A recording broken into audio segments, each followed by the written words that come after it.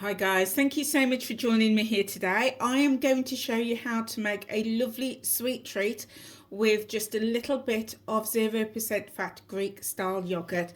So I just have a little bit left in the bottom of my container. I'd say it's about a good tablespoon. So what I'm gonna do with it, I'm going to take a little drizzle of honey. You could use a syrup, agave syrup, a skinny syrup, anything like that.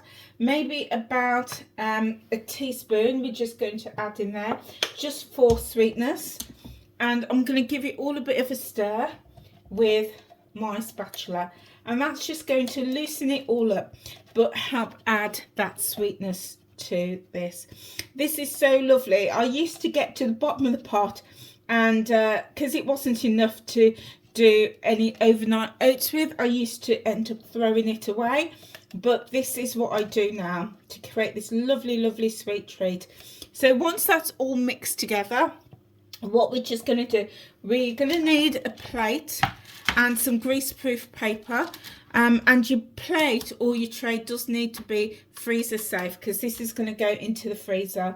So what we're going to do, we're going to tip this all out onto our greaseproof paper, and this is like in some recipes, some recipe books and apps, it's called FroYo, a FroYo bark, and it's absolutely delicious. So a great way of having a sweet treat and using up any leftover bits of yogurt that you've got. So once we've got it all out of the pot, what we're going to do is just gently tease it out. We don't want to spread it thinly, so we want a nice thickness to it, but we just want it nice and roughly even. Okay, and then very simply you can add whatever toppings you want. So I've got a few leftover dates here that I've chopped up, and I'm just going to sprinkle that on like so. And this is great for any leftover bits and pieces that you've got. You could use dried fruit, fresh fruit.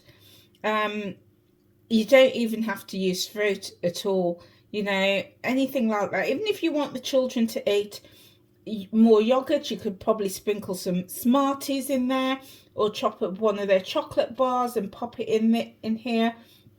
It's, you know, a great way of just using up leftovers.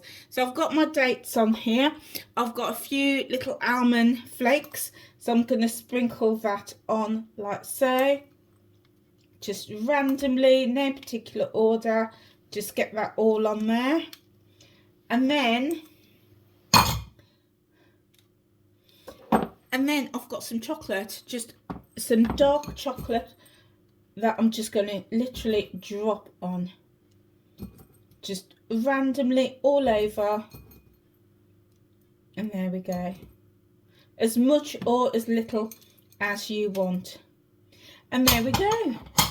And what we're going to do now is we're going to pop this in the freezer for at least 2 hours.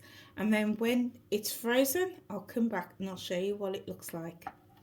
Okay guys, so it's been 2.5 hours and I've just taken this out of the freezer, and it is frozen solid, and that's the beauty. So now what I like to do is just take it off the paper, and I just break it into pieces. And there we've got a lovely snack, and it's delicious.